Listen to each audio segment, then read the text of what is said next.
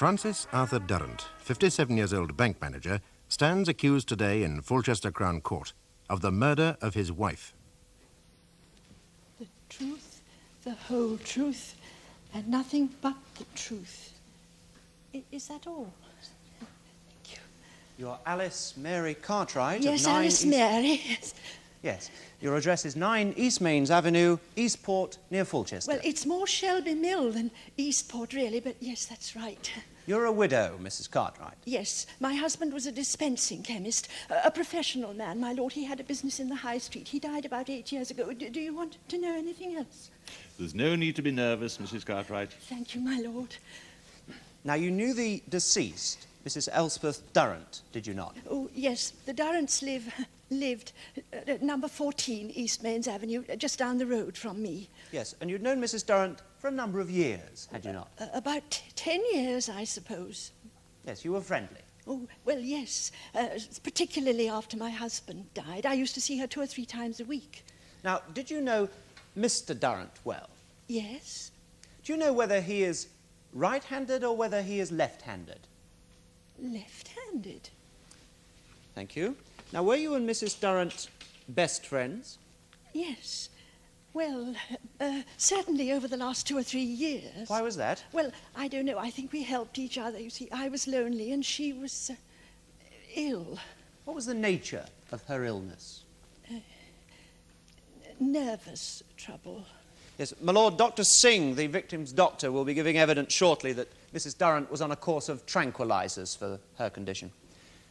Mrs. Cartwright, what form did her nervous trouble take? Well, she was rather odd at times. Yes, my lord, she used to do strange things. Well, not exactly strange, odd. Yes, there was an occasion, was there not, when Mrs. Durrant became worried about some people who'd moved into East Mains Avenue? Oh, yes, that was the Hagans. It was very embarrassing. What happened? Well, you see, the Hagans moved into number 10. They're Irish, and Mrs. Durrant didn't like the Irish people.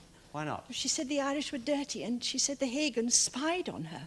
Well, did they? Well, not as far as I could see. You see, Mrs. Hagan is a school teacher, and she seemed to have Wednesday afternoons off, so she used to do her laundry on Wednesdays. I think that was the reason.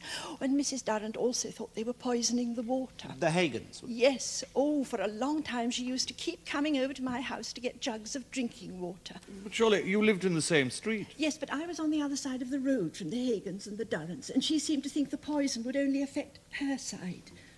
Now, do you know if Mrs. Durrant had any treatment for these quite obvious delusions? Oh, well, she was on these pills Yeah, all tranquilizers. the time. Yes, and then, of course, she did go into Mulberry Hill on several occasions. Mulberry Hill? As a local mental hospital, my lord, there is an agreed medical report from the consultant psychiatrist at Mulberry Hill. I will be referring to this report in due course. Mr. Golding, it is agreed, is it? Yes, my lord.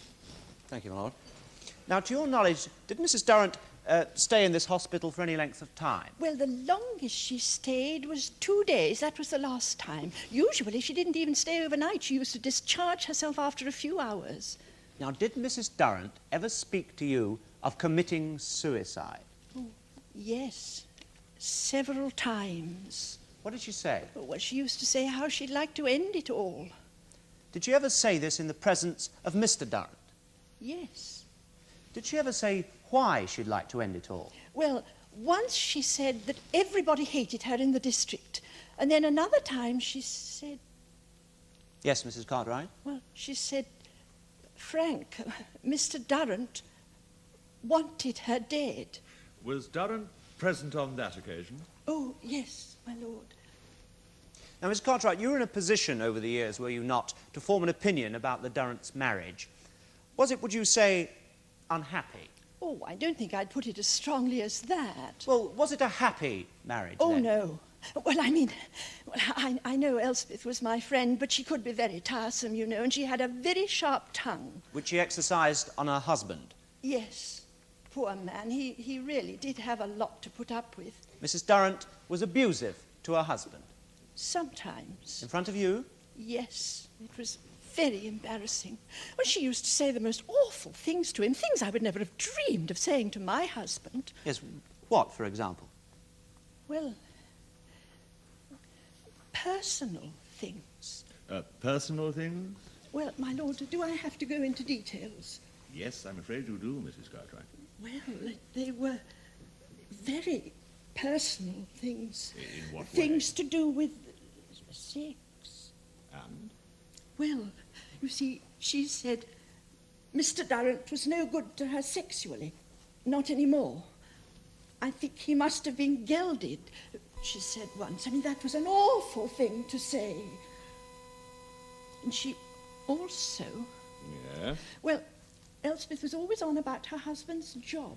His job? Yes, the fact that he was a bank manager. She didn't seem to think it was very glamorous. Well, I mean, I know it's not a very big branch, but after all, he is the manager and the money must be quite good. But Elspeth was never satisfied, always on about how she wished she'd married somebody else, someone she'd known before. He'd gone into the hotel business and made a lot of money, you see. Yes, how did Mr. Durrant react to all this? Oh, wonderfully. The things that man put up with would have tried the patience of a saint. He never spoke harshly to her? Never. Not whenever I was there. No, he was always very nice, very polite. Polite? Yes. Yes. Well, do you think then that Mr. Durrant loved his wife? Well, I don't know.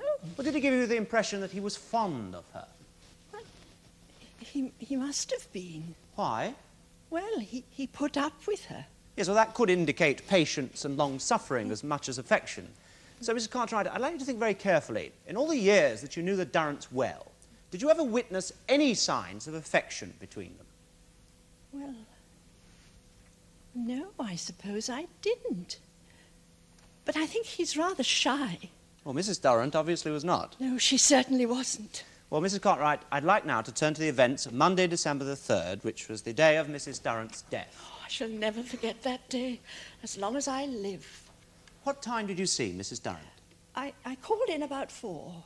Was Mr. Durrant there? Not at first. My lord, I have no objection to the witness relating what the deceased woman said.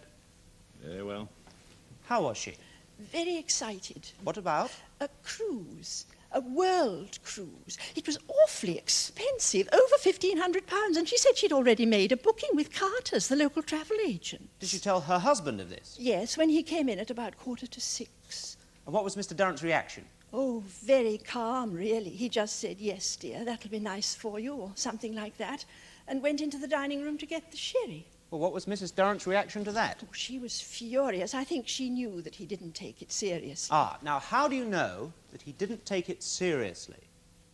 Well, I mean, £1,500, plus all the new clothes. She was always buying new clothes. It would have been about £2,000 before he'd finished, plus all that she would have spent during the trip. And he'd been talking just a few days before about getting a new car, and so... So do you, on reflection, think that he did take his wife's trip seriously? I don't know. Well, what happened then? Well, he poured us a drink, and we sat and talked about the trip. A friendly, normal discussion over drinks, or was it heated, an argument? Well, an argument of sorts. He said that in 3 months' time he'd take her on a holiday to Majorca, and she said she was fed up. You don't care a damn about me, or something like that, but you won't have to bother any longer, not after tonight. I'm going upstairs to take all my pills. I'm going to end it all. And did she go upstairs? Yes. But what did you and Mr. Durrant do then? Well, we talked about what she'd said. Weren't you worried? Yes.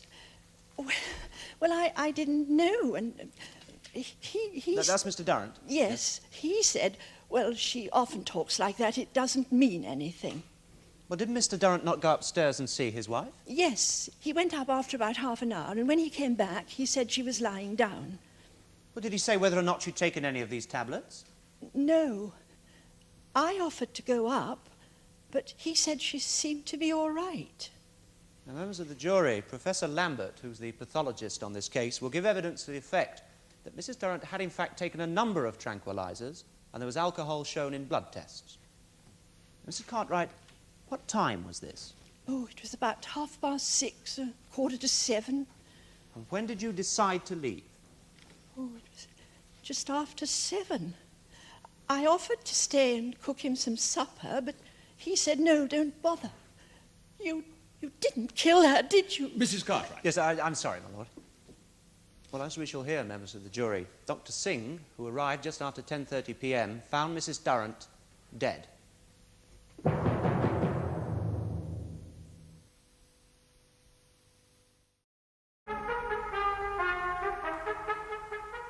Mrs. Cartwright, would you describe Mr. Durrant as a good husband? Oh, yes, he was a saint. And did Mr. Durrant ever pour scorn on any of his wife's wilder ideas? No, really, he might have been much firmer than he was. And why do you suppose he wasn't firmer in dealing with her fantasies and delusions? Well, I don't know. He once said... Yes. Well, he once said that he tried not to thwart her too obviously because it always made her so angry. And he said sometimes she lost all control, and then the only way to deal with her was to be very calm and agree with everything. Did you ever see her lose control? Yes, several times. It was very embarrassing when she used to scream and roll about on the floor and break things. Yes. Now, you said she went into Mulberry Hill Mental Hospital on several occasions. Yes. Now, do you know the reason for these visits to the mental hospital? Well, I think she'd made attempts on her life before. In fact, only a year ago. Yes, and you have told my learned friend that Mrs. Durrant spoke to you on several occasions of committing suicide. Yes. Yes. Now, what gave rise to the suicide attempt a year ago? Well, I think it was because Mr. Durrant wouldn't sue Fulchester Corporation. Sue them? What for? Well, it was something to do with the corporation dust carts and the rubbish, my lord. Elspeth had tried to get up a petition, but nobody seemed to be interested. So then she wanted Mr. Durrant to sue the corporation. Mrs. Cartwright, you described Mrs. Durrant as tiresome. Did I? Well, she was. Yet you knew her for 10 years. Now, why did you put up with her? Well, she was only difficult sometimes. Most of the time, she was very good company. She was a very well-read woman, you know, intelligent. And she was very kind to me when my husband died. You'd be surprised how many people don't want to know you when you're a widow, my lord. It would be true, would it not, to describe Mrs. Durrant as a kind of Jekyll and Hyde personality? Yes, I suppose so. Yes, on the one hand, the fantasies and the delusions and the loss of control, and on the other hand, an interesting and intelligent companion. Yes, that's exactly right. Now, did Mr. Durrant ever indicate to you that he was tired of his wife? No, That he found life with her impossible? no, Did he ever suggest leaving his wife? no. And so far as you know, Mr. Durrant was prepared to put up with his side of the marriage. Yes, Now, to your knowledge, did Mr. Durrant ever stay out late at night? no. Oh, except to attend things like Masonic dinners. He's a Rotarian too, you know. Yes. There was no other woman in his life, so far as you know? No. No. Now, I'd like to turn now to the evening of Mrs. Durrant's death. Now, you've stated that she said, "I'm going upstairs to take all my pills. I'm going to end it all."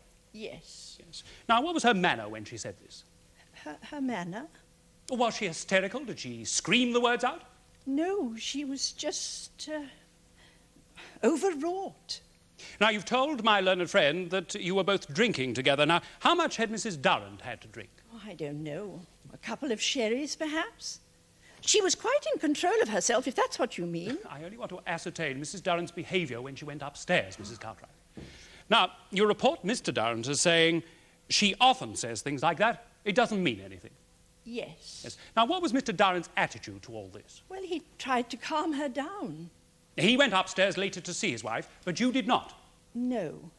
So presumably you were not inclined to take Mrs. Durrant's threat either seriously at this time. Well, I just didn't know. And besides, Mr. Durrant was so calm about it all. Did you see Mr. Durrant after his wife's death? Yes. What was his attitude then? Oh, he was dreadfully upset. He blamed himself. Yes. Thank you. No further questions, my lord. Mrs. Cartwright, you implied earlier that you felt sorry for Mr. Durrant. Yes. Why? Well, the poor man had such an awful life of it with her when she was ill. You thought of her as ill. Yes. Now, to your knowledge, did Mr. Durrant ever ask his wife to accompany him to any of these Masonic dinners or the like? No. Do you know why not? Well, I believe there'd been a scene or something some years ago. Anyway, he always used to go on his own.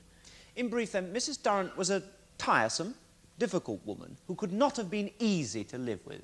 Now, is that a pretty fair description? Yes. Now, when she went upstairs that last evening, having said that she was going to end it all, did Mr. Durrant seem at all concerned about his wife? Well, no. But he didn't seem to think she meant it. But you did. Well, Yes. I thought she did mean it. But you did nothing about her threat because Mr. Durrant said, it's all right, she often says things like that, doesn't mean anything. Yes. Yes. Thank you very much indeed, Mrs. Cartwright. You may leave the witness box, Mrs. Cartwright. Thank you. The next witness for the prosecution is the family doctor, Dr. Duleep Singh.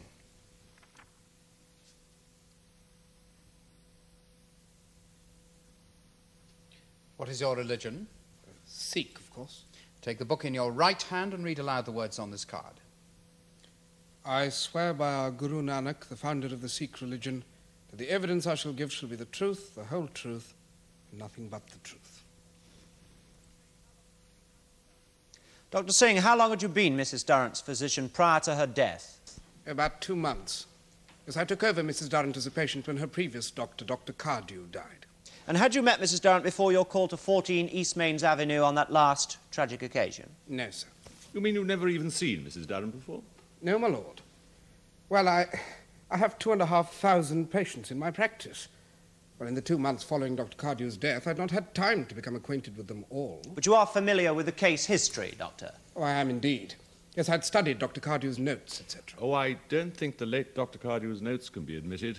They don't fall within the Criminal Evidence Act of 1965, do they? Well, if necessary, my lord, I would argue that they do. However, my learned friend has indicated that he's quite happy for these notes to be admitted under the Criminal Justice Act of 1967. Very well. Yes, thank you, my lord. What was Dr. Cardew's diagnosis of her condition? Vague, I'm afraid, sir. Why was that? Well, Mrs. Durrant had a history of rather unspecified nervous trouble. Depressions, fantasies, hysteria, etc. But there had also been 3 mock suicide attempts. Mock suicide? Yes, mock, fake, not real. You mean that Mrs. Durrant had no real intention of committing suicide? Well, that was Dr. Cardew's interpretation. Now, what form did these mock suicide attempts take? On the first occasion, she had attempted to slash her wrists, but her son had been present and had restrained her. On the second occasion, she took an overdose of aspirin, but, well, Dr. Cardew had been called and he administered an emetic. And the third occasion?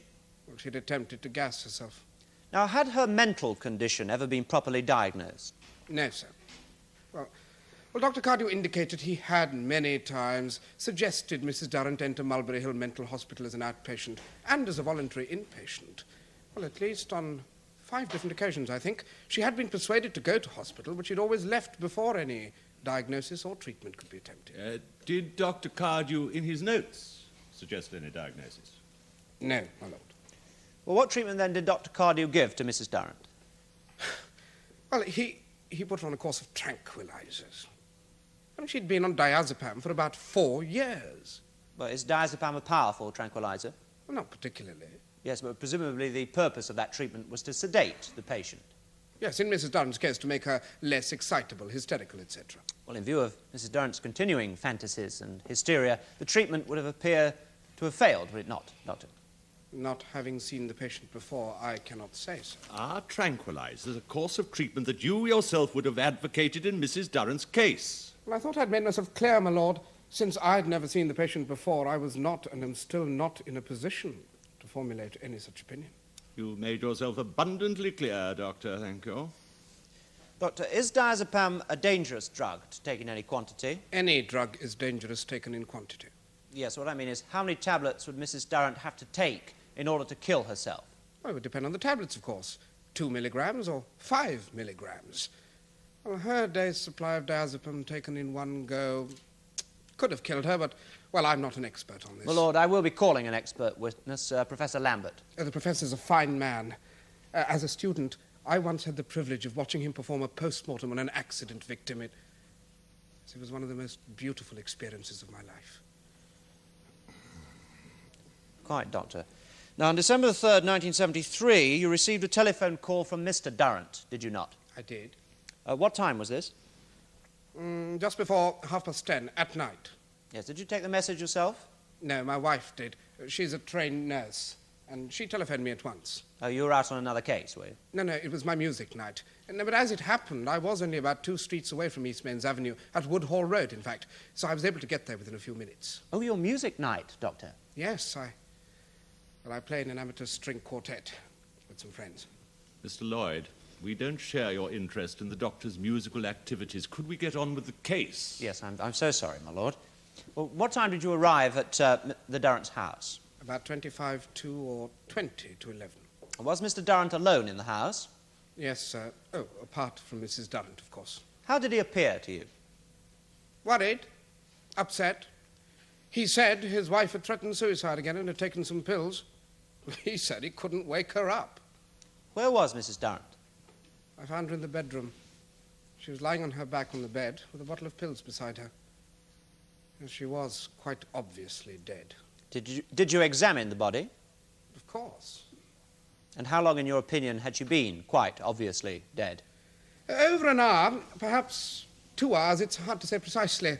I did not think it necessary to take the rectal temperature. What then enabled you to estimate the time of death? The feel of the body, the development of rigour, that's body stiffening, and the degree of hypostasis and contact flattening.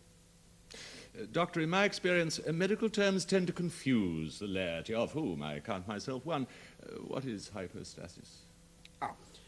It's the gravitation of the blood to the dependent parts of the body, my lord. It occurs shortly after death. Yes, within an hour, the dependent parts, except those in contact with the bed or, well, whatever surface the body is lying on, assume a leaden, purplish colour. Yes, this is due to an accumulation of blood deficient in oxygen in the small blood vessels. I see. Thank you, Doctor. And what is contact flattening? Indeed, Mr. Lloyd. Now that is a term applied to areas of dependent skin in contact with the surface on which the body is lying. These areas of skin appear pale in the midst of hypostasis. And where was the contact flattening on Mrs. Durrant's body? On her forehead, and nose, and cheeks. And from this you concluded that she died of drug poisoning? No, sir. From this I concluded that she had died of asphyxia. She suffocated. Yes, my lord. Yes. Yes, well, many people unconscious because of an overdose, they turn on their face and asphyxiate or indeed suffocate themselves, do they not? That is quite correct, sir. Yet you call the police. Yes, indeed. Why, Doctor? Well, because quite patently there was more in it than met the eye, etc. I found a trace of bruising on the back of her neck, which might have been caused by her face being held downwards into the pillow.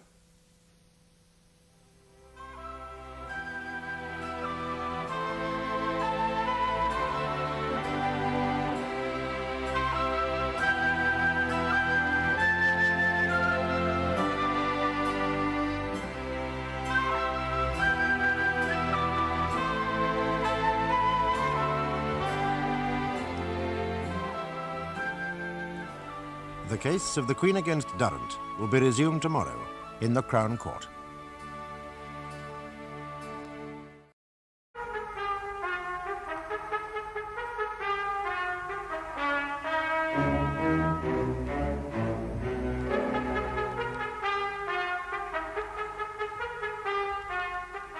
The jury in the case of the Queen against Durrant, which is being heard in Fulchester Crown Court today, is faced with a death in the family.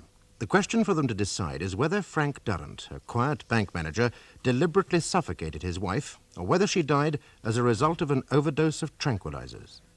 Let me see if I understand this, Doctor. You said that the bruising on the back of Mrs. Durrant's neck indicated to you that she could have been held face downwards into the pillow. That is so, my lord. Well, it indicated the possibility that she might have been. And that being held face downwards caused her to be suffocated. That was the possibility I had in mind, my lord. Now, did you tell Mr. Durrant of your suspicions? No, I did not. Well, I merely said that I was proposing to call the police because I wanted a post-mortem. What did he say? Oh. Oh. Oh, Mr. Singh? Oh, my lord. Is that all he said? As far as I can recall, my lord. Ah. He said nothing else? Oh. He asked me if I'd like a cup of tea. I replied no, I would prefer water. And then I telephoned the police. When did they arrive? A patrol car arrived about 10 minutes later, and a CID about half an hour after that. Professor Lambert got there just before midnight. You waited for him? Yes. Well, I wanted to see the professor at work. Yes, thank you very much, Dr. Singh. Doctor, did Mr. Durrant exhibit any fear when you said that you were phoning the police? No, sir. Did he seem in any way alarmed? No, sir. Did he at any time or in any manner question your reason for wishing to have a post-mortem? No, sir. Yet you said that when he called you in to see his wife, Mr. Durrant was, I think you said, worried and upset. Yes. Well, how worried, how upset? That's hard to say. He seemed very anxious about his wife. Well, he said he couldn't wake her up. He said he couldn't wake her up. Now, that suggests, does it not, Doctor, that Mr. Durrant had attempted to revive her himself? Yes. Yes, well, and how do you normally wake someone up? You speak to them. And if they don't answer? You shake them. And if they still do not wake? Well, I don't know. Well, you shake them even harder, do you not? Possibly. In fact, you use physical force, do you not? Some physical force, yes. Yes. And you also said, Doctor, did you not, that you noticed traces of bruising on the back of Mrs. Durrant's neck? That is so. Yes, well, could you tell the jury exactly what you saw? Marks on the back of Mrs. Durrant's neck. Clearly defined finger marks? No, they were ill-defined, but they were suggestive of bruising. Ill-defined? Suggestive? Yes.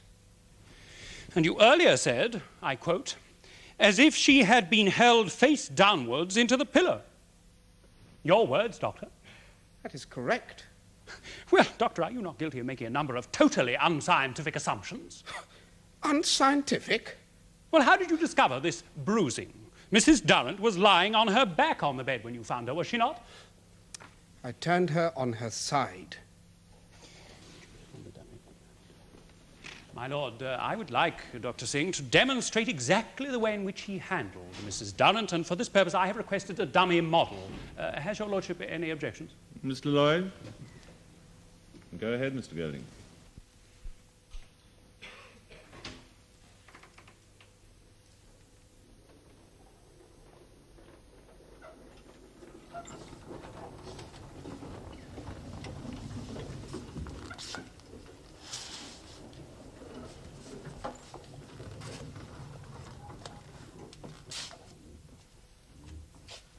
Thank you. You turned her? Yes. How? Will you show us, please? How? With my hands, of course. Like this. One moment, Doctor. Mrs. Durrant was lying exactly like that? Not quite. More like this. Thank you. Now, where precisely did you place your hands? On Mrs. Durrant's shoulder and on her back. One hand on her back? The small of her back, yes. And the other hand on her shoulder? Yes. Her shoulder? Yes. Not the back of her neck? No. You're sure? Quite sure. Well, there is no great difference, Doctor, between the shoulder and the back of the neck. I am aware of the construction of the human anatomy, sir. I'm sure you are. Thank you. Thank you. Nonetheless, Doctor, it would be a very easy thing for you to slide one hand off her shoulder and to hold her by the back of her neck. Nevertheless, sir, I did not. Can you be absolutely sure, 100% sure that you did not? Perhaps not 100% sure. Perhaps not, Doctor. Thank you. Thank you. Perhaps not 100% sure. But I can be reasonably sure. Well, that is to say, sure within the bounds of reason and common sense, etc. Well, in any case, even if I had held the back of Mrs. Durrant's neck, it would not have caused instant bruising, as you suggest. Ill-defined marks, Doctor, suggestive of bruising. Quite so. Thank you. It is possible, is it not, that you could be mistaken about the reason for these marks? Beg your pardon? Well, the marks could have been caused, could they not, by Mr. Durrant turning his wife over onto her back and supporting the back of her neck in one hand while he attempted to revive her. Not murder, Doctor, but attempts at resuscitation. I would have thought not. Oh, but you do not know for sure. Well, I'm not a forensic expert. No, Doctor, you are certainly not. Now, were you surprised that Mrs. Durrant had attempted suicide again? I had no personal knowledge of her case. But you'd read her case notes. Yes, I said so earlier. Well, from your knowledge of her case notes, would a suicide attempt have surprised you? No. Well, not an attempt, that is. She had attempted suicide 3 times before, had she not? Not seriously, I think. Well, at least her case notes didn't suggest that they were serious. And what is a serious case of suicide, Doctor? A successful suicide. one where the victim dies, etc. Non-serious suicides are presumably those where the victim does not die? A suicide which the victim frequently does not intend to be fatal, yes. And what are the chances of killing yourself if you take an overdose of tranquilizers? I've already said it's impossible to say. I mean, there's no hard and fast toxic dose, but with alcohol, anything could happen. I wouldn't choose to take that combination. A serious case of suicide. Thank you, Doctor. Doctor, what made you turn the body over and examine the back of the neck in the first place? The contact flattening. Oh, that's the blanching of the face. She could have only got those marks by lying face downwards. Well, I merely turned her over in order to see if there was anything that could account for the asphyxia. Yes, and you noticed the bruising? That is so. Now, in order to turn the corpse, did you employ much physical force? No, sir. Mrs. Durrant was a quite small, slim woman. So then it's highly unlikely that you either caused the bruising or indeed made it worse. Most unlikely, sir. Yes, thank you very much, Doctor. Thank you. Thank you, Dr. Singh. You may leave the box. I call Professor Edmund Lambert. Professor Edmund Lambert, please. Professor.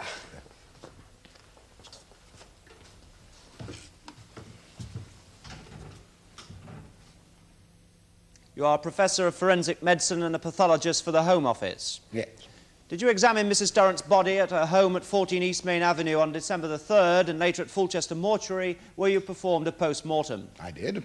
Were you able to establish the cause of Mrs. Durrant's death? I was. And what was the cause of death? Asphyxia.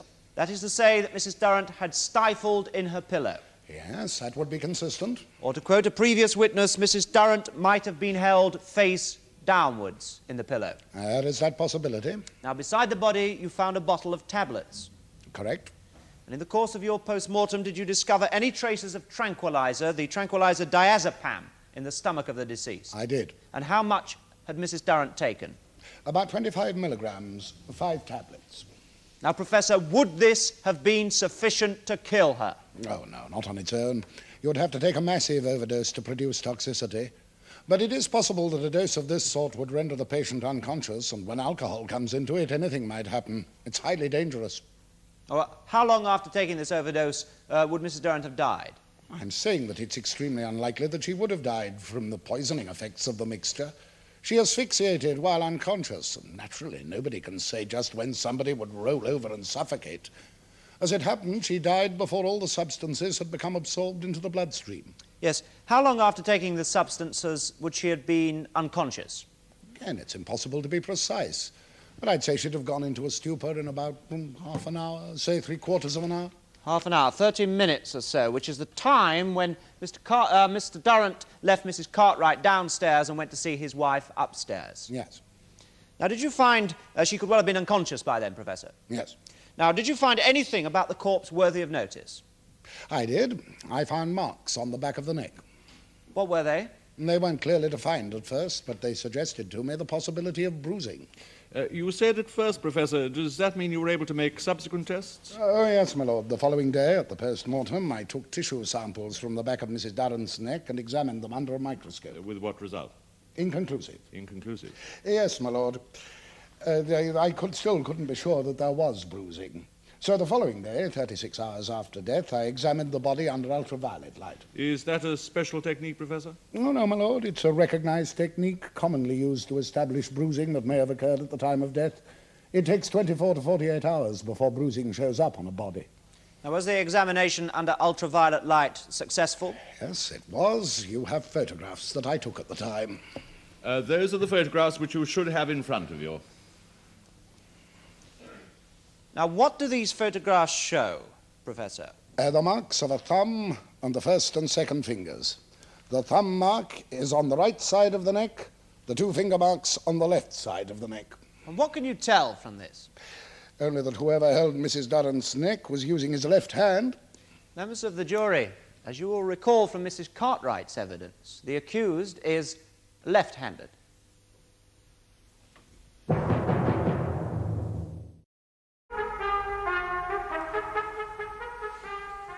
Professor, how was the body when you first found it in the mortuary? Dead. Yes, Professor, but was it clothed or naked? Naked, of course. You can't do a post-mortem on a clothed body. Quite so. And who is responsible for stripping the body? The mortuary attendant? He prepares the corpse for you? Yes. And how far does the preparation go? I'm afraid I don't quite understand. Neither do I, Mr. Golding. I don't see where this line of questioning is leading us. With respect, my lord, it is leading us to my next question. Trust it's relevant. Oh, yes, indeed, my lord. Very relevant. Very well. Now, my lord, Professor, it is true, is it not, that prior to a post-mortem, mortuary attendants often make the preliminary incision into the corpse and even on occasion prepare the internal organs for examination? Yes. Yes. Now, on this occasion, on December the 4th, had the mortuary attendant prepared Mrs. Durrant's body in this way? Yes. He opened the chest and abdomen and prepared the internal organs for examination? Yes. Yes. Now, is this the normal procedure with a criminal case? A case of suspected murder? No, but it happened that the senior mortuary attendant was away ill. The deputy mortuary attendant was new to his job. And he opened the body? Yes. Well, in this case, would you not agree, Professor, the time element is vital? The exact time that Mrs. Durrant died and the precise time when the diazepam and alcohol were absorbed into her stomach are of considerable importance to this case. That is your province, sir. Establishing the fact is yours, is it not? Yes. So, Professor, let us establish a few facts. Now, first, is it possible that any incision into the abdomen of the corpse might affect an analysis of the stomach contents? Of course, that would depend on the incision. If the scalpel had pierced the stomach sac, then obviously the analysis of the contents would be affected. But in this case, the stomach was untouched. And can you be absolutely sure that this unqualified casual butchery of the body by an unqualified man did not affect your estimate of the number of tablets that Mrs. Durrant took? There were 5. Not more than 5? No. You're sure? As sure as I can be. Ah, that may not be sure enough, Professor. Now, as regards the time factor, is it possible that this unauthorized incision could also have affected your estimate of the precise time of Mrs. Durrant's death? You forget, I examined the body in situ, in the bedroom where Mrs. Durrant died. Ah, yes, where you turned the body in order to examine this alleged bruising. I did. How? With considerable care. I gently tipped the body over onto its face, and naturally I took care not to touch the area of the neck. Yes, and was your overzealous deputy mortuary attendant as careful? Oh, I don't know. When he prepared the body for examination, did he treat it gently or did he manhandle it? I don't know. I wasn't there. But however he'd handled the body, he couldn't have bruised it. You can't bruise a dead body. It's physically impossible. Very well. But these bruises did not show for 36 hours and then only under ultraviolet light. That is so. So presumably, very little force was applied. Not a great deal of force, certainly. No more, perhaps, than you would use to support someone's head while you attempted to revive them? Possibly. But the marks were quite distinct. Nonetheless, in a drug-induced stupor, would not Mrs. Durrant's head have lolled on her shoulder? Yes. Her head would have had to be supported. Probably. Therefore, I ask you once again, Professor, could not the marks have been made in the way in which I have suggested? Possibly. But I should think it extremely unlikely. Possibly. Thank you, Professor. But, Professor, just how much force would be required to stifle someone who was, well, to quote my learned friend, in a drug-induced stupor? Little or no force at all. All that would be required would be to stop the mouth and the nose so that the victim couldn't breathe. And can you confirm, Professor, that it is 100% certain that neither you, nor Dr. Singh, nor the mortuary attendant could possibly have caused the bruising on the back of Mrs. Durrant's neck because she was already dead? That, sir, is the point that I have been trying to make. Thank you very much indeed, Professor. Thank you. Does your lordship have any questions? No. You may leave the box, Professor. Thank you. Thank you. I call Mrs. Anne Wills.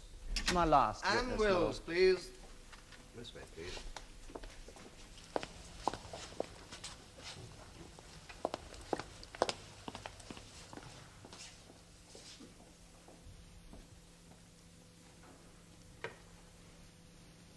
You're Mrs. Anne Wills of 24 Paddock Close, Fulchester. Yes. You are the daughter of the accused. He's my father, yes. You are fond of your father. Yes, very fond. I wouldn't be here now if it was up to me. Nevertheless, you are Mrs. Wills. I realise that, my lord. Mrs. Wills, were you fond of your mother? No. She was an appalling woman. She rowed with my father all the time. I left home when I was 17 because of my mother, and I don't know how Daddy put up with her. Life was very difficult with your mother. Life was impossible. She was mad. Mad, Mrs. Wills? Well, I think so. Daddy never told the doctor half the things she did. How do you know that? Well, because sometimes I'd stay at home to look after her when she was bad. And if the doctor was calling in that day, Daddy used to say, don't tell him whatever it was she'd done. Tell the doctor she's just the same. What kind of things did she do? Well, at one time, she wouldn't eat anything unless it came out of a tin because she was convinced that Father went around the supermarket sprinkling arsenic on the food. She suspected your father of attempting to poison her. Yes. She also suspected me and Eddie, Eddie? my husband. She thought that he was trying to electrocute her. He bought her a bedside lamp once and the bulb blew. Now, why do you think that your father asked you to say nothing about your mother's delusions? Because if I had, she'd have been sent to a mental hospital. Well, surely that would have been a solution. For me, but not for him. Oh, you mean your father was more concerned with his job and his position than with your mother's mental health? Mr. Lloyd, you really must not lead the witness. Yes, I'm sorry, my lord. Mrs. Wills, why do you think your father asked you to protect your mother in this way? Because she made him. She made him. How? Emotional blackmail. Now, what do you mean by that? Well, if you loved me, you wouldn't have me put away or whatever else it was she didn't want you to do. You see, you always had to prove your love to Mother all the time. And you had to prove it by doing something you knew was wrong or by not doing something you knew was right. I mean, she always got her own way in the end. Now, one of the witnesses has described your mother as a tiresome woman. Would you agree with that? Oh, yes. She was all that and more. More? Well, she was insufferable. I mean, you just couldn't live with her. No one could live with her. That's why I left home. No one could live with her. Well, except Daddy. Until December the 3rd.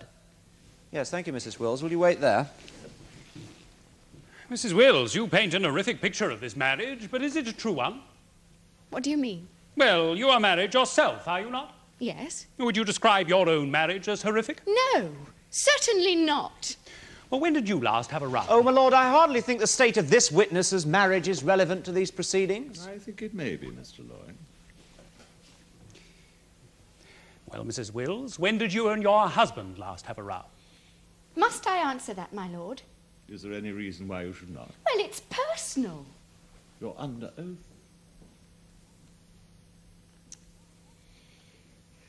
Oh, all right, yes, my husband and I had a row about a fortnight ago. Well, not that it was a row exactly, it was an argument. And when did you have a row prior to that? Well, a month ago, maybe 2. A marriage full of rows? Oh, nonsense. Eddie and I are very happily married. But what about these rows? They were just 2 arguments. Well, not even arguments, for heaven's sakes. I mean, differences. You can't judge a marriage on a couple of little differences. Oh, isn't that just what you've done in recalling your own parents' marriage? Oh, well... You would agree, would you not, Mrs. Wills, that it's not the rows that matter so much, it's the areas in between. Yes. Your parents were married for over 30 years, were they not? Yes. It wasn't 30 years of solid rows, was it? Well, no, I suppose not. There must have been gaps between the rows, must there not? Yes. It's unlikely that they were rowing when you and your brother were conceived, is it not? Yes, well, maybe it was just the last 3 or 4 years that were bad. And you left home when you were 17? Yes. Did you ever go back? Yes, frequently to see my father. When did you get married? 4 years ago. Do you have any children? Yet I have a little boy of 3. Mm-hmm. And did you take him to see his grandfather? Yes, of course. Regularly? Yes. And always to see his grandfather? Well, Mother was usually there, too. And it was on these occasions that you witnessed a number of rows? Well, tirades more than rows. Father scarcely ever used to get a word in edgeways. Could these tirades have been caused by jealousy? Jealousy? Well, you said yourself that you took your son to see his grandfather, not his grandmother. Well, I suppose she could have felt... I don't know. And after you first left home, how often did you used to return? Oh, I don't know, quite a bit. Once a week? No. Once a month? Yes, something like that. And after you got married, how often did you return? About once a week. And when your son was born, did you take him to see your father once a week? Yes, sometimes twice a week. Sometimes I just used to meet Daddy in town for lunch. On his own? Yes. Did you ever go home specially to see your mother? No, I don't think so. Why not? Well, because we never really made it up again. Or did you not think it your duty as a daughter to visit your mother from time to time? Well, no, not really. Did you love your mother? I'm not sure. Your visits home, then, must have been made under circumstances of considerable strain. Yes, well, then I suppose they were. And when you visited both your parents, how long did these visits usually last? Well, it's hard to say. An hour, a couple of hours, something like that. So you're judging the state of your parents' marriage not only on less than 2 hours per week, but also in a situation of considerable strain caused by your own presence. Well, I suppose I am, but they were my parents. I mean, they brought me up. They knew me. I just don't know how Daddy managed to live with her. But he did, didn't he? For 32 years. And you can have had no idea in the past 9 years whether your parents' marriage was idyllic or stormy, whether they were affectionate or whether they hated each other. Well, obviously nobody can tell you that for sure. Your father can. Thank you, Mrs. Wills. Mrs. Wills, you did live with your parents for 17 years, did you not? Yes. Well, based on that experience, would you say that theirs was a happy marriage? Well, not for the last 3 or 4 years before I left. What happened during that time? Well, Mother began to get very odd. Yes, a lot of tirades. Yes. And then you said that you left home because of your mother? Yes. Why? Because I just couldn't stand by and watch her going on at Daddy all the time. It was awful. Yes, and how did your father react to all this domestic strife? He just took it all. He's a saint. I expect you to agree that even saints have their breaking points, Mrs. Wills. Well, unless your lordship has any questions, that is the case of the prosecution. No. You may leave the box, Mrs. Wills. I call the defendant, Francis Arthur Durrant.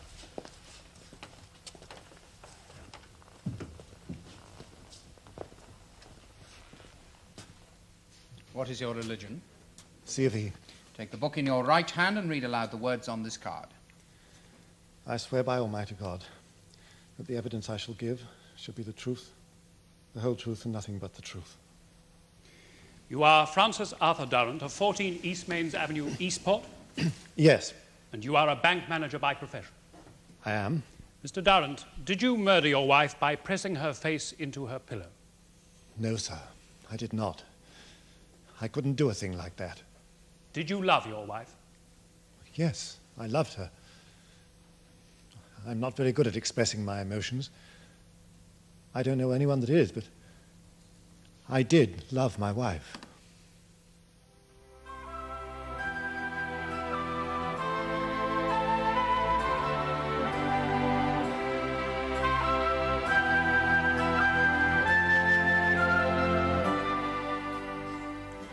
The case of the Queen against Durrant will be resumed tomorrow in the Crown Court.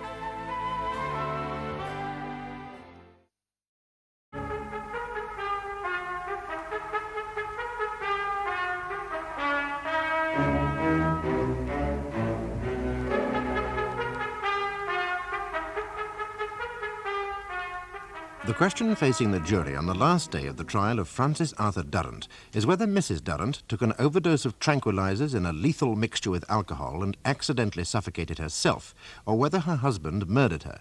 The post-mortem has revealed bruising on her neck consistent with the use of pressure to bring about suffocation. Mr. Durrant is in the witness box. Mr. Durrant, you've heard your wife described as tiresome, as living in a world of fantasies and delusions. Now, is that how she seemed to you? No, sir. Well, to hear everyone talk, you'd think that Elspeth was mad. But it wasn't like that at all. I mean, most of the time, 90% of the time, she was perfectly normal. She was a very pretty, intelligent woman. It's just that some people seem to bring out the worst in her. Which people? Mrs. Cartwright, my daughter, various other people. I don't know what it was about them, but they definitely affected her. In what way? Well, they made her aggressive, almost as though she was trying to show off in some way. But when they'd gone, when she was alone with me, she was quite different, her old self. Yes. Now, when did your wife's delusions start? Well, that's hard to say. She's always been very imaginative, high-spirited, you know. But about 15 or 18 years ago, she began to change. Yes. Well, it was just after I was promoted manager of the bank. Well, we were able to afford a larger house and have a much more extensive social life than before, but, I don't think that's what she really wanted. What did she want? Well, I don't know exactly. I don't think she knew either. Of course, she was very ambitious for all of us. I mean, for herself, for me, and for the children. I think that in a way, we all let her down. Why do you say that? Well, we're all very ordinary people. Nothing special about us, not like Elspeth. And what was special about your wife? Well, everything. I mean, she had so much energy, she was so vital. It's because our lives were so ordinary that she had to invent things. Well, situations, stories about herself. Oh, fantasies, you mean? Yes. Well, they weren't true, and she knew they weren't true, but, well, they amused her. She got pleasure out of them, like ordering a huge dinner service for a banquet that she was always going to give. A banquet? Who was to be invited? Everybody she'd always wanted to meet. Peter Ustinov, Yehudi Menuhin, Peter Scott, personalities like that. Did she ever write to these people? Oh, no. It was just a game, like a child. But ordering the dinner service made it seem that much more real. Mr. Durrant, were you and your wife happy together? Oh, yes. Well, it may sound a funny kind of marriage, but I found her fascinating, very exciting. You never knew what she would do next or what she would say. Well, some people might find that disturbing, Mr. Durrant. Oh, don't misunderstand me. I mean, she wasn't inventing things all the time or doing outrageous things. I mean, life would be very quiet for long periods. I mean, she'd cook the food and look after the house, well, just like any other wife. But then suddenly, well, she'd feel like a bit of fun, so she'd order a new suite or start planning a holiday in Tahiti or negotiating to buy a chateau in France, but she meant no harm. What about her suicide attempts? Well, that was all part of it. Just a game.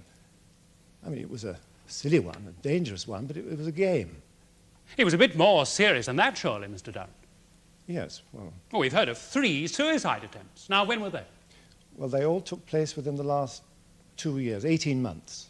So your wife's behavior was becoming progressively more dangerous? Yes, I suppose so. Now, what methods did she use in these suicide attempts?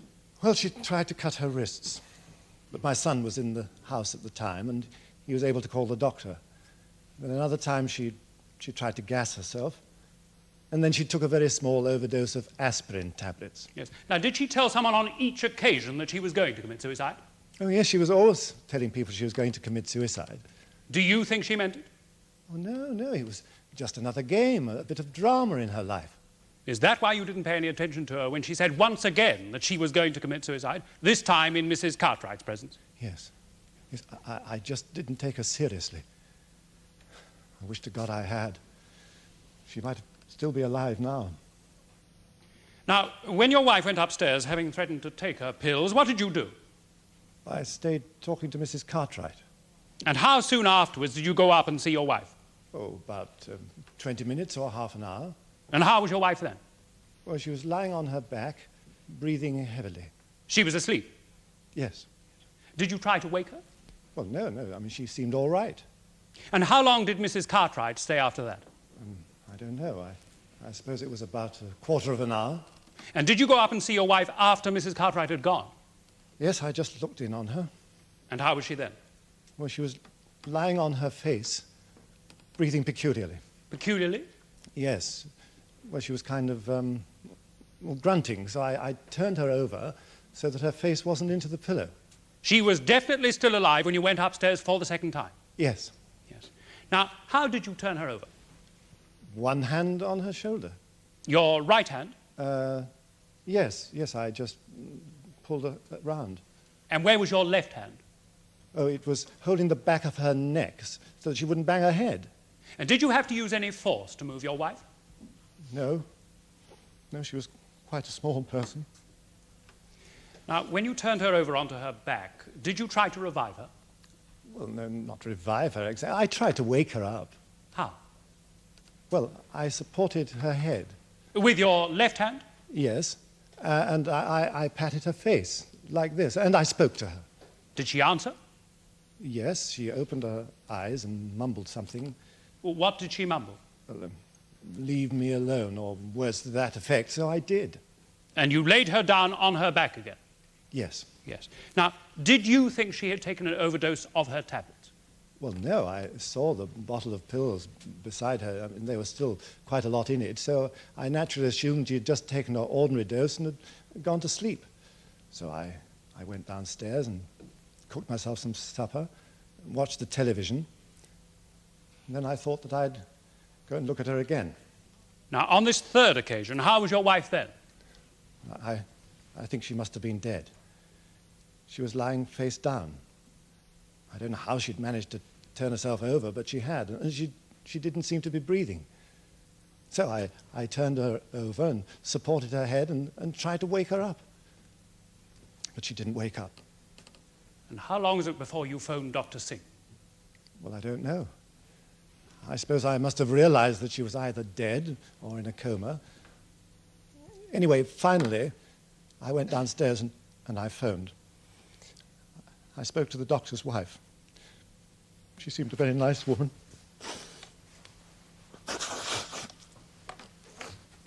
Sorry, my lord. You were able to continue, Mr. Durrant? Yes. I apologize. Lord, it's silly of me. Not at all. I won't keep you any longer, Mr. Durrant. I have just one final question. Did you murder your wife? No, sir, I did not. Thank you. Mr. Durrant, you are a Rotarian, I believe, and a Freemason. Yes. Would you ever take your wife to any of the ladies' nights or to any of the dinners? Sometimes. When was the last time?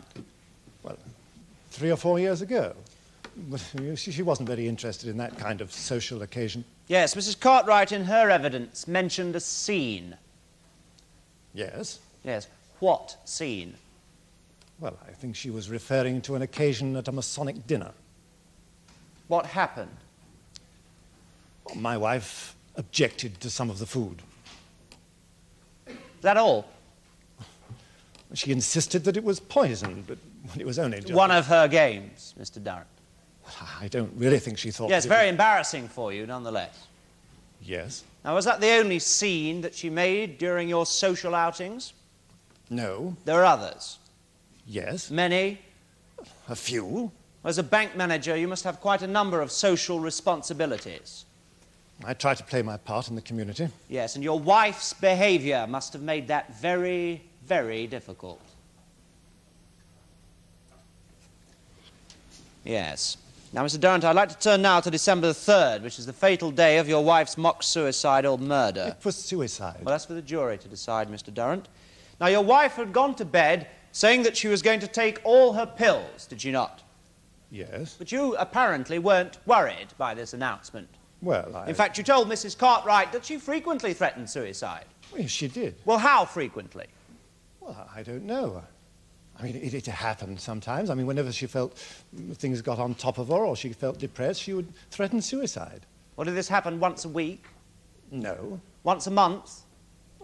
I don't know. I mean, it happened.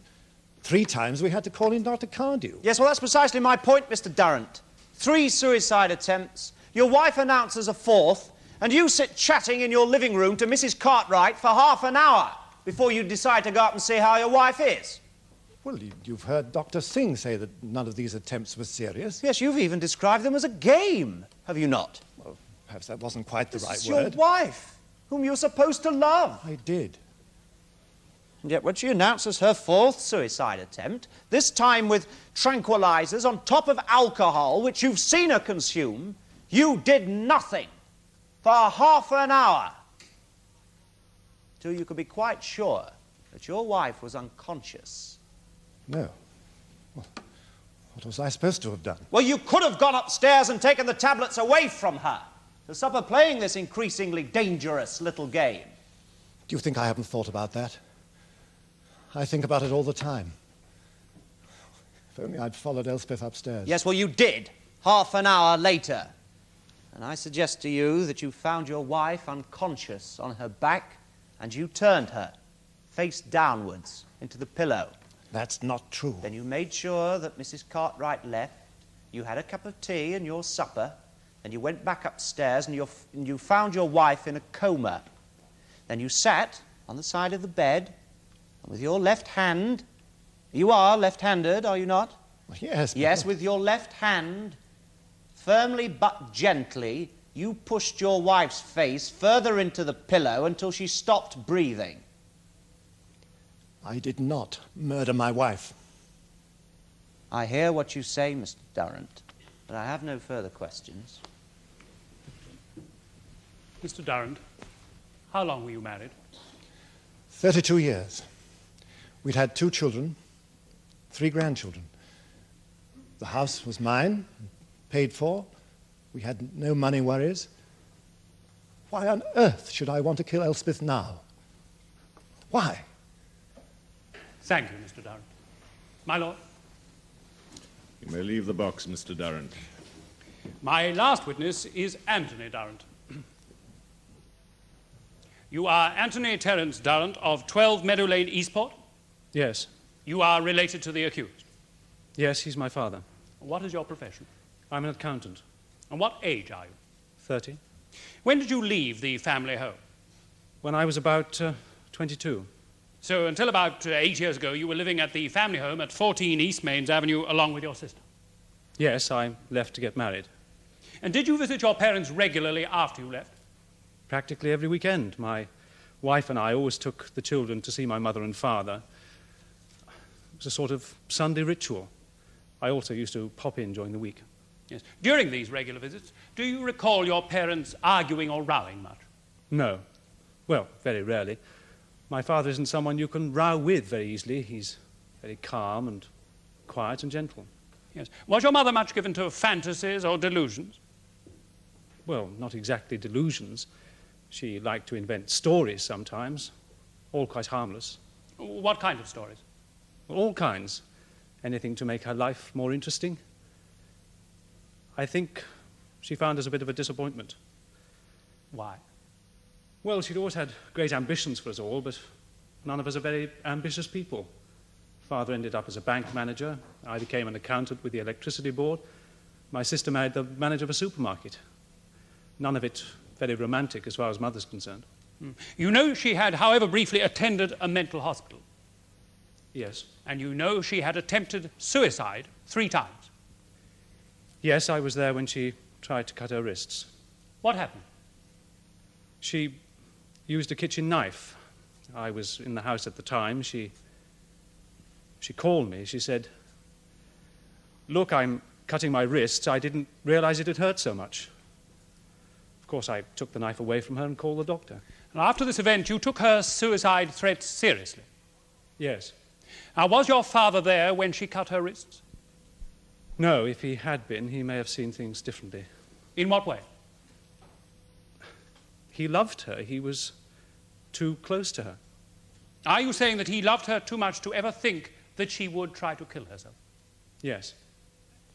Yes. Thank you, Mr. Durrant. Mr. Durrant, in this suicide attempt, did your mother cut both wrists? No, only one, her left wrist. How badly did she cut it? Well, she needed stitches. How many? About 5, I think. 5. Well, that sounds to me more like a kitchen accident than a serious suicide attempt. There was a lot of blood. Well, if she really meant to kill herself, why do you think she called out to you? Maybe she changed her mind at the last minute. As Dr. Cardew doesn't appear to have thought that it was a serious suicide attempt. Anyone who tries to cut their wrists must be serious. It's a very painful thing to do. Yes, it was so painful she didn't go on with it. No, her attempt to gas herself failed. Well, someone called at the house and smelt gas and broke in. Yes, she also took aspirins and failed. But she didn't take enough. Mr. Durrant, I suggest to you that your mother was a silly, self-dramatizing, neurotic woman who was a terrible nuisance to her family, and especially to your father, but who never had the faintest intention of killing herself. Well, she succeeded in the end. Ah, did she, Mr. Durrant? Did she? Do you wish to re-examine, Mr. Golding? No, my lord.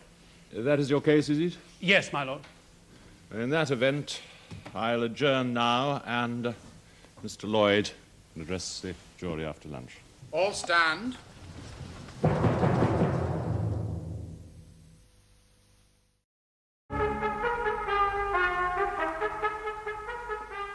Members of the jury, when Dr. Duleep Singh received an emergency call on December the 3rd last year, he went to what he thought was a straightforward attempted suicide. Mrs. Durrant had, after all, a history of attempted suicides, and she had taken a number of tranquilizers. Suicide seemed the logical answer. Until one hears an eminent pathologist say quite clearly that Mrs. Durrant had not taken sufficient tablets to kill her, or until one hears that her own doctor, Dr. Cardew, considered all her previous efforts at suicide were not genuine attempts to kill herself. She'd always made sure that someone was around to save her, as she barely cut one wrist or swallowed not quite enough aspirins. And her fourth mock suicide attempt on December the 3rd clearly followed this pattern. She first of all loudly announced her intention to end it all. Now, if she'd been serious, would she have done that? She then went upstairs, picked up a full bottle of tablets, but took only 5. Again, if she'd been serious, would she not have swallowed them all? Mrs. Durrant then lay down, her dramatic scene set, and waited for her husband to rescue her. But this time, he didn't. Because Mr. Durrant had suffered his wife's eccentric behavior for years. He's a quiet, rather dull, unimaginative man, acutely aware of his position in society, bank manager, Freemason, Rotarian. His mentally disturbed wife must have been an enormous embarrassment to him. 2 witnesses have said that Mrs. Durrant's behavior would have tried the patience of a saint, but Mr. Durrant is no saint. This time, he left his wife to get on with her mock suicide attempt. And although the combination of the tablets and the alcohol she'd taken was dangerous, it was not fatal. Let's be quite clear about this. Mrs. Durrant did not die of an overdose. She suffocated in her pillow. And on the evidence of the bruising on the back of her neck, clear marks of a thumb and 2 fingers, marks that could only have been made by the accused, she was pushed into the pillow. Members of the jury, I put it to you that is precisely what happened. Frank Durrant deliberately held his wife's face into the pillow, snuffed out 32 years of torment and shame. And as Dr. Singh was soon to realize, he hadn't attended a suicide at all. It was a murder. I must ask you to find Frank Durrant guilty of that murder. Gelding. Ladies and gentlemen, this case clearly turns on the character of the deceased, Mrs. Durrant, and not merely on her character. Consider her state of mind as well. She had been on tranquilizers for 4 years. She undoubtedly suffered from delusions, and she lived in a fantasy world. She lost control at times, she screamed, and she rolled on the ground. Indeed, her own doctor had, on several occasions, tried to persuade her to receive treatment in a mental hospital. And 3 times she had attempted to commit suicide. It was surely only a matter of time before she succeeded, and on this 4th and final attempt, she did indeed do so. The odds were on her side. She went upstairs and she took her pills. Admittedly only 5, but quite enough, taken on top of a quantity of alcohol, to be highly dangerous, quoting Professor Lambert. Now, whether death occurred from the pills or from asphyxiation, the fact that the unconscious Mrs. Durrant turned over into her pillow and was unable to prevent herself from suffocating, a common occurrence, as the prosecution has pointed out, was clearly due to her drugged state after taking this overdose. And as for the faint marks discovered on the back of Mrs. Durrant's neck, so slight were they that it is perfectly feasible that they were caused by Mr. Durrant supporting his wife's neck in one hand whilst attempting to revive her, having realized the gravity of the situation. And after 18 years, some 18 years of living with Mrs. Durrant's hysteria and fantasies, can you wonder that he made the understandable error of thinking that this suicide threat was yet another dramatization? Now, you have heard Mr. Durrant give his evidence forthrightly and with transparent honesty.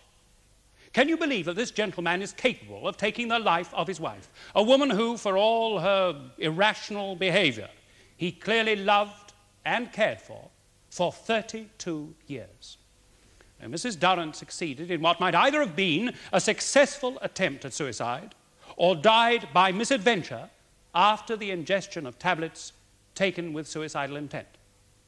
I therefore ask you to find Frank Durrant not guilty. Members of the jury, I think you will agree that the expert evidence has established that on December the 3rd, Mrs. Durrant took a quantity of tablets and of alcohol which was sufficient to cause her to lose consciousness.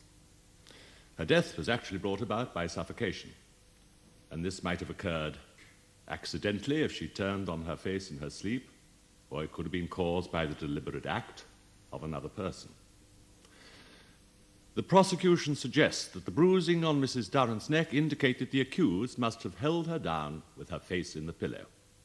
Now, the expert evidence is that bruising can only be caused before death, and this does suggest that only the accused could have caused the bruising. Now, the defense would have you believe that if the accused made these marks, he made them when he was trying to turn his wife. He did not wish her any harm, and certainly did not hold her face into the pillow. Well, if you believe the accused, that is the end of the matter. You must acquit him of the charge of murder. Nevertheless, you may consider that the accused, whilst not intending any harm to his wife, was guilty of gross neglect of her and is therefore guilty of manslaughter. The burden of this suggestion is the idea that he should have called a doctor sooner than he did. And in relation to this, you must ask yourself whether he should have appreciated that his wife, having taken tablets and alcohol, and being sound asleep and impossible to wake, was, or might be, in danger. Now, if you have a reasonable doubt on either of these charges, your verdict must be for the accused. Will you now retire and consider your verdict? All stand. Members of the jury, will your foreman please stand? Just answer this question, yes or no. Have you reached a verdict upon which you are all agreed? Yes. Do you find the prisoner Francis Arthur Durrant guilty or not guilty of murder? Not guilty. Do you find the prisoner guilty or not guilty of manslaughter? Not guilty.